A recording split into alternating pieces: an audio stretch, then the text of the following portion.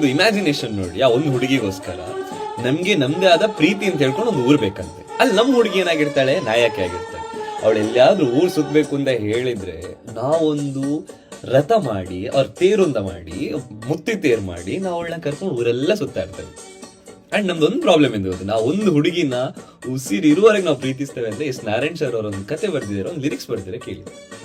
ಪ್ರೀತಿಯ ಊರ ನಾಯಕಿಯೇ ಮುತ್ತಿನ ತೇರ ದೇವತೆ, ನನ್ನ ಉಸಿರಿನಲ್ಲಿ ನಿನ್ನ ಬಿಗಿದಿಡುವೆ, ಉಸಿರಿರೋವರೆಗೂ ನಾ ಪೂಜಿಸುವೆ, ಈ ಆಸೆಗೆ ನಂತಿಯ ನನ್ನ ಭಾಷೆಗೆ ಹೂವಂತಿಯ, ಕುಹು ಕುಹು ಕೋಗಿಲೆ ಕೂಗಿದೆ ನಂದಿಯ, ನಿನ್ನ ಕೇಳಿದೆ ನಂದಿಯ.